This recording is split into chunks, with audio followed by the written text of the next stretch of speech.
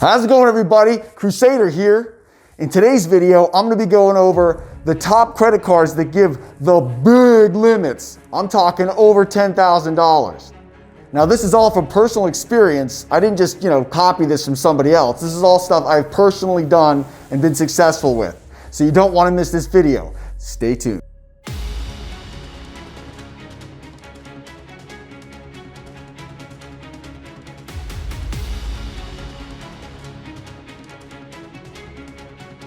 All right, those big credit card limits everybody's trying to get. How the hell do you get them? I'm going to tell you guys right now. First of all, some of the credit card companies, some of the best ones if you're trying to get a big limit are, in my opinion, BBVA, Regions, TD, Discover, Citibank.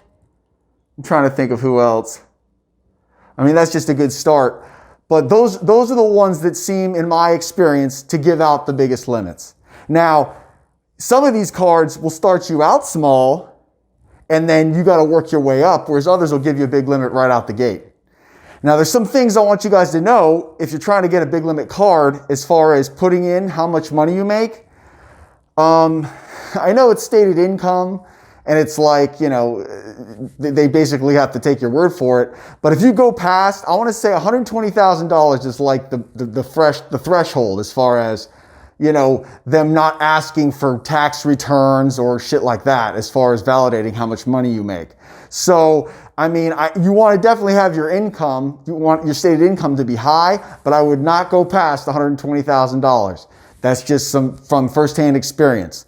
Number two, as far as getting a high limit credit card, if you're just starting out, a good way of expediting the process is to get a high limit trade line, authorized user trade line.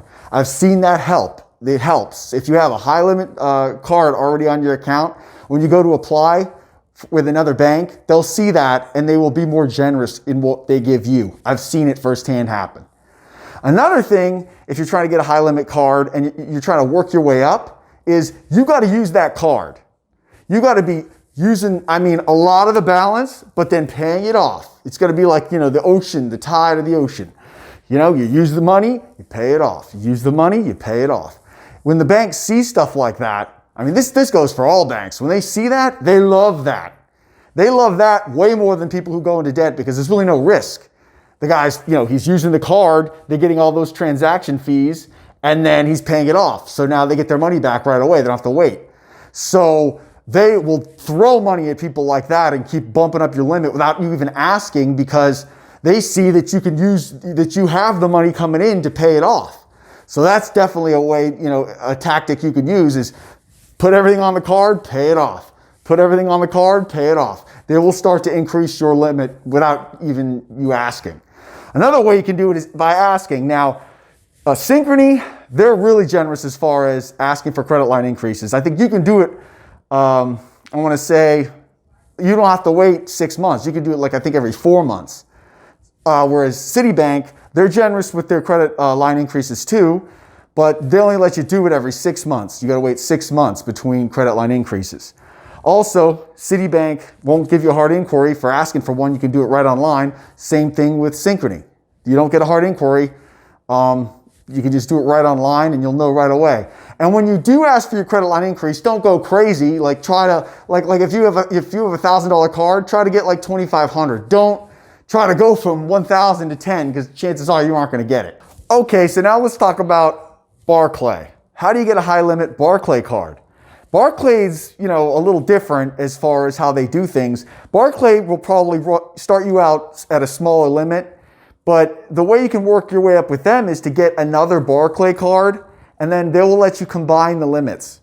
So, not combine the limits, they'll basically let you transfer the limit from one card to another. So let's just say you get a Barclays for $1,000. Then in a year you get another Barclays for $5,000. They'll let you move that balance from one card to the other.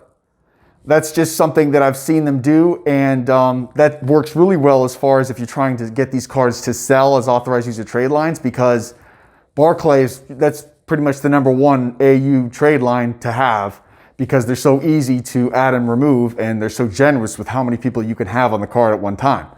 So as far as a Barclays concerned, I really wouldn't go after getting a credit line increase. I would go after getting another card, because I think you can have 4 Barclay cards at one time. So I would go after getting another Barclay and then start moving the balances around. I mean, that's, you know, I've been able to get past $30,000 on a Barclay just by doing that personally.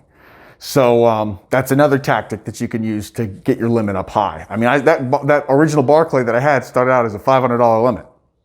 Another thing you guys need to know is that if you're trying to go for some big limit, your credit score is going to have to be pretty high. You're not going to be able to be in a lot of debt, because, you know, they don't like to see that. And you're going to have some, you know, at least, you know, a year or two of credit history age on there. So that's just some free information for you. You heard it from the Credit Crusader. Don't forget to hit like and subscribe. Crusader out.